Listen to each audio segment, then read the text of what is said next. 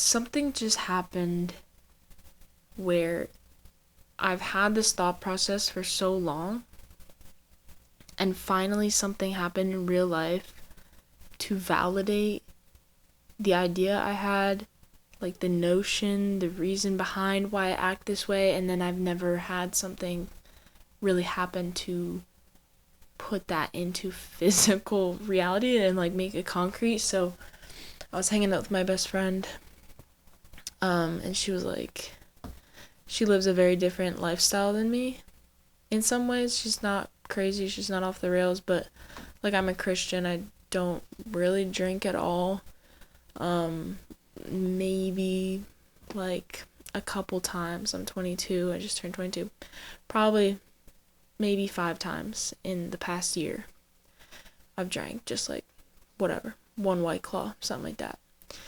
And she'll drink, she parties, she's dabbled in some other stuff, but she's always like, no, I would never do that, like that's drugs are crazy, whatever. So we always have these conversations like intellectually, and we're kind of on the same page, but I always kind of had the idea that she's living a different life when it actually comes down to it.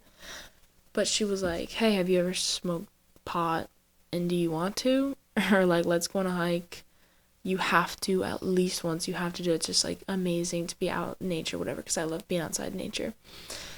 And I was like, man, because I know so many people like who choose not to do that anymore. You know, they did it. I know so many people that were absolute drug addicts, alcoholics.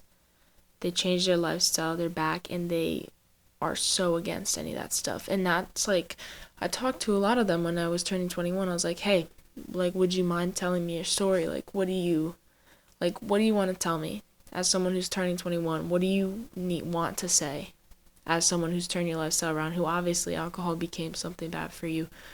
What do you want me to know? And like, I had probably 3 really solid conversations with former alcoholics, and it just like solidified everything, because I was already convicted that I didn't want to drink, and I had 2 or 3 experiences that solidified that. One really broke my trust with someone, and like I'll never think of them the same way, and not in like a judging you way, but it just changed my view of them just from what happened in that situation. And it also really changed my perception of alcohol, and like I just don't want to do that, and I don't want to put anybody in the position that I was in. That's a big thing. I don't want to put anyone in this position that I was in. And 2, I don't trust myself. I have a very addictive personality, from as far as I can tell, from staying off of the super addictive stuff. The fact of just like looking at myself, my lifestyle, my patterns, I'm pretty sure I have a very addictive personality, and I have no faith in myself that if I drink and if I get used to it, to the point where let's go out, let's do this, whatever, drink with dinner, drink with friends, I fully believe that I would be an alcoholic. Like, since I've been like a teenager, I'd be like 15, 16, I'd be like, oh, I need a drink. And I'm like, who am I? Like, and I've been fighting that my whole life. Like, I didn't drink. I only drank a couple times before I was 21. I drank a little bit after I turned 21. And I just had that mindset of like, I want to drink. So already it was like the escape thing, which my best friend, when I'm talking to her, she's like, yeah, like you never want to drink if you're just trying to have like a get out of it mentality. She's like, you need to be in a good spot. So anyway, here we are in the car. You want to smoke? And I was like, no, I don't. Like, I just kind of like brushed it off, whatever. And nobody has, like, I know my friends live different lifestyles than me, but I always keep my distance with my friends. That's the thing people don't understand. They think, people have said to me, you have friends that are crazy compared to you. They live such a different lifestyle than you, and you don't ever, like, how do you do that? Or why are you like that? And I'm like, it's okay. Because internally I keep my distance. I'm emotionally detached from these people. I don't rely on my friendships like that. And my friendships are just so superficial up here that I can get by in life and I'm fine, I'm good, I'm chilling. And I have like one or two threads of people that like when it gets rough, I can go to you, but I do not depend on people in my life. So I don't need deep friendships. And friendships are entertainment value. That's when the first thing people say is, "Do you know this person?" I go, "Yeah, they're so funny." Because I see friends as like an entertainment, as a plus, as an extra in life. And to have one of my like closest, deepest friendships, to have this come up, it just kind of threw me for a loop because I it's the first time our lifestyles clashed, where I know that she's doing that, but she's in a different state.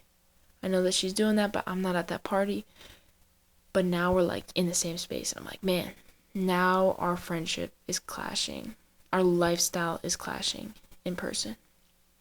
And like I had invited her to church 2 days before. She didn't respond to my text at all. And now I'm like, now you're asking me to smoke with you? I was like, what's going on? So then I kind of left that conversation. I was like, just didn't really have anything to say, like just blah response. But it made me think about it. So I went to my friend who was a druggie.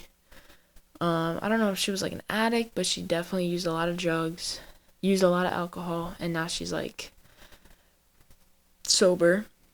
So I was like, hey, what do you think? And she was like, nothing is beneficial about it. And she was like, I know Christians who smoke. I know Christians who don't smoke. I did it. She told me her testimony of the last time that she smoked weed, where she was like, hey, God, I don't know if this is sin. If it's a sin, let me know, but I'm just going to do it one more time and you tell me what you think. And then she was like, got super sick and thought she was going to die. And she's like, okay, God, I'm not going to do that again. And she's like, not everything is, there's that Bible verse, I don't even know what it is without looking it up. It's like, not everything is bad, but like not everything is beneficial. Something along those lines.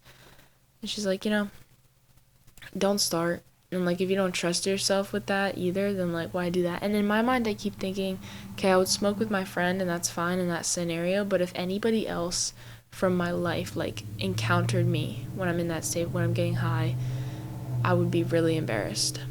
I would be really embarrassed and ashamed because it's one little piece of me that wants to do that. It's not the 85% of my personality. And if we pull anybody from that entire any side of my life that's not this friend that it's gonna smoke with, it's like I would kind of be like ashamed, but I know I would also feel like my true colors are showing. And I always have this like, I feel like two people in one person a lot of times. Like I have this like dual personality where I think I'm like tricking people all the time. There's two versions of me, and which is funny because everybody says I'm the most like me person ever, and everybody's jealous that I can just be myself. And every single birthday card, like the amount of times people have said that to me in person, you're cool, you're yourself, you're easy. I am confused by that because internally I'm like, am I just lying to everyone? So I know if I'm smoking weed, somebody walks up on us, I'd be a little bit like proud almost inside. I'd be like, yeah, this is who I am. I don't know if it's just like that thing of doing bad things feels good.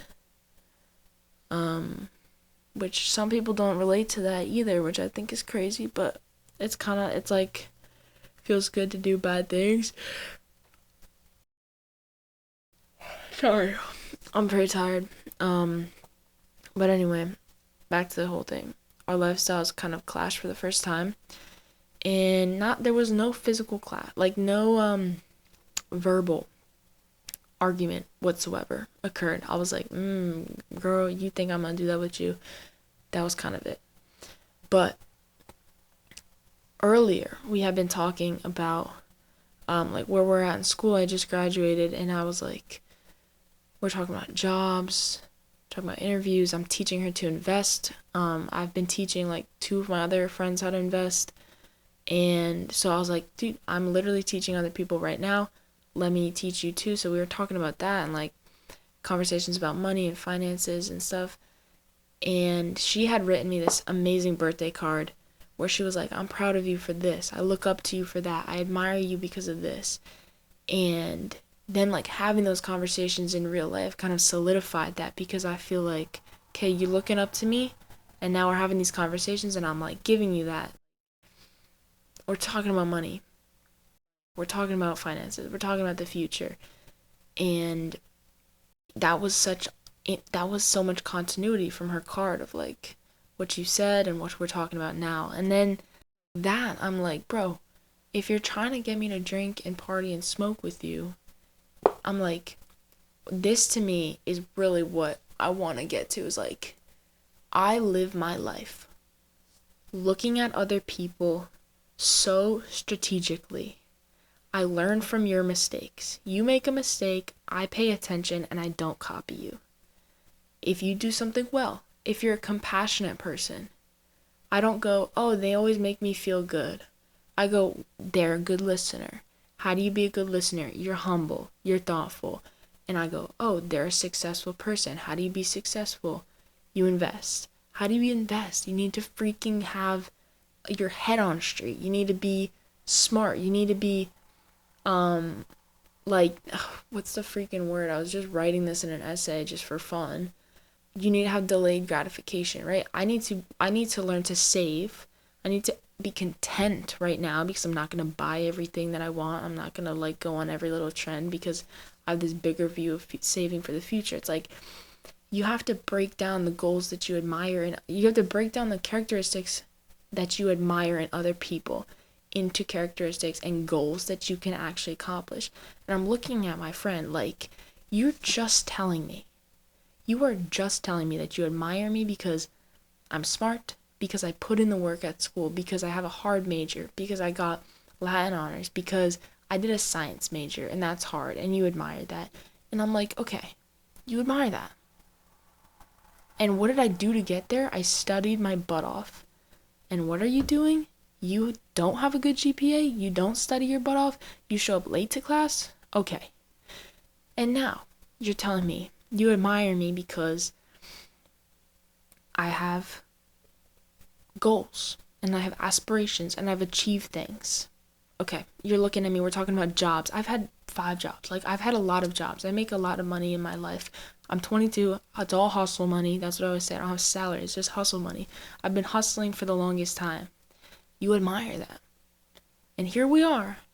You're on daddy's money, allowance for food, for gas, whatever. You don't have a job. But you admire that in me and you don't have that. It's like, where's this going? And now you're admiring my hard work and like, you want to do that and be like me. And now you want me to be a stoner with you? It's like, where is your mind at? That you can say one thing one day or 1 hour before, right? You can admire this, that, the other. And you don't have the mind to like connect the dots and draw the line and see that like to become the person that you admire, it takes action and discipline and it takes a change in your lifestyle. And now you're asking me to comply and come down to your lifestyle. It's like, I would never. Because the people that I admire, the people that I look up to, they're the ones that got off weed. They're the ones that got off alcohol. They're the ones that have had total transformations. They sit at home. They're disciplined. They read. They're smart. They're intelligent. They're good listeners. Like, those are the people that I listen to. And I welcome those conversations and I seek them out where I go, okay, you had a crazy lifestyle before. Tell me what you wish you knew. And here I am on the other side of that, right? I'm at this point where I could choose to like jump into the party lifestyle, jump into the alcohol scene, jump into whatever's out there. And I choose not to because I've already listened to the people that put me in the right place, that I could be on the right track because I trust them, because I admire them, because of the people that I want to be like, the people that I want to have their wisdom as early as possible. I can have those people's wisdom without having their experience. And that is the beautiful thing about having a long-term mindset. And I don't understand how someone can be like so close and so far And it just like, it totally just solidified all this in my mind. And like, literally, that was last night that she's asking me, hey, let's go smoke. And I'm like, no. This morning, I go to my friend. I'm like, hey, tell me your story.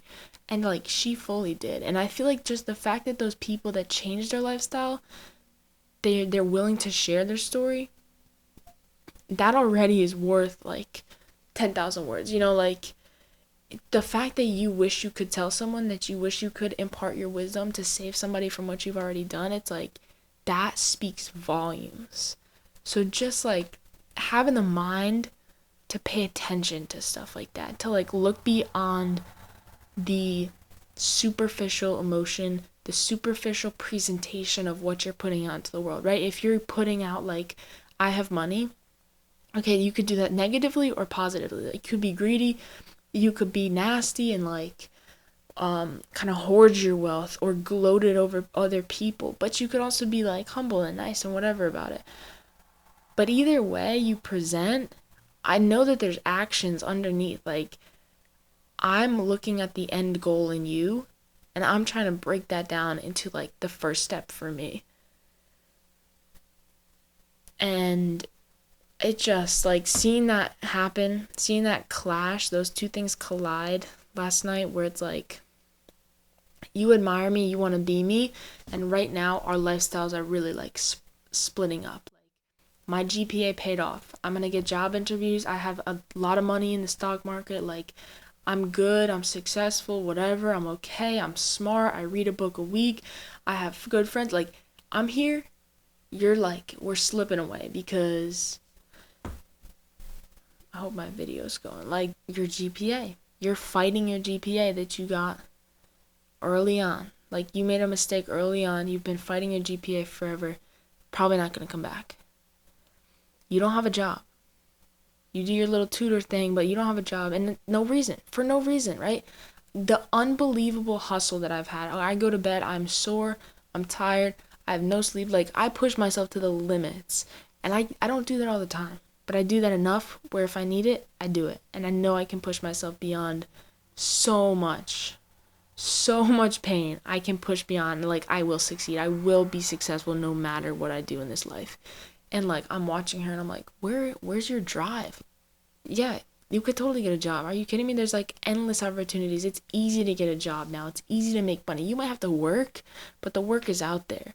And it's just like that, the divide between us is growing. And for her to be able to like vocalize that she admires me and she looks up to me, but then I don't see this action.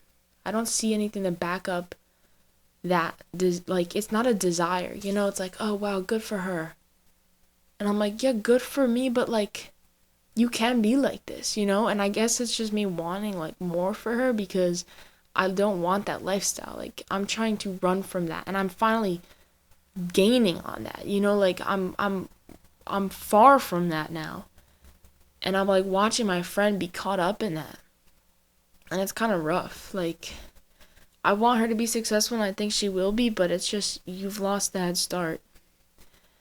And, it just, I can't stop thinking about it. I don't get how she doesn't want to, like, bridge that gap, you know? I don't get how it doesn't turn into action. So if I was to turn this into a lesson for you guys, I would say, you can't just admire somebody. You can't just look up to people and say, man, I wish I was like that someday. You have to break that down.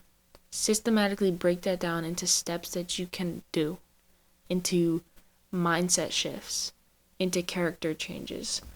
Because everybody wants this like immediate response for things, right? We want 10 steps to this, 5 steps to success. Like, that's not how life is. You're building a slow process of habits and like characteristics. You can teach an old dog new tricks, but you can't be beyond that. Like, you have to have the mindset of like, everything I'm doing now, I'm still gonna be Lizzie in 40 years, in 30, 20 years. I'm still going to be Lizzie. I'm either going to spend time undoing the Lizzie I am now, or I'm building the Lizzie that I want to be in the future. So have that long-term mindset, but do it in a reasonable way. Like, I might not be wealthy now, but right now I'm disciplined, and that's going to pay off. And I might not be the most empathetic, compassionate person now, but I'm trying to be a much better listener. And I'm trying to be a much better communicator. And that's going to pay off later. And I see those things in the people that I admire. Surround yourself with who you want to become, because truly it makes a difference. And the second thing is you are what you consume. The type of music you listen to, it matters. The type of podcasts you listen to matter. The type of shows you watch matter. The video games you play. The freaking food you eat. You are what you eat. You are what you consume in all aspects. Eyes, ears. It's there. So be careful with your environment. Put yourself in a position to better yourself and not be the one that's the best in the room, because you're never going to grow. People are going to be grabbing onto you, and you can be a leader and you can guide people and help them. But put yourself in a room where you feel like you need to be brought up to other people's level, where you wish you were as good as everybody else, because that's the room that you're going to grow in and you have upward mobility. Set yourself up for success. You're not going to set yourself up for success if you're the one at the top of the ladder. You got to get on the bottom and have the attitude to climb. So, boom. Thanks for listening.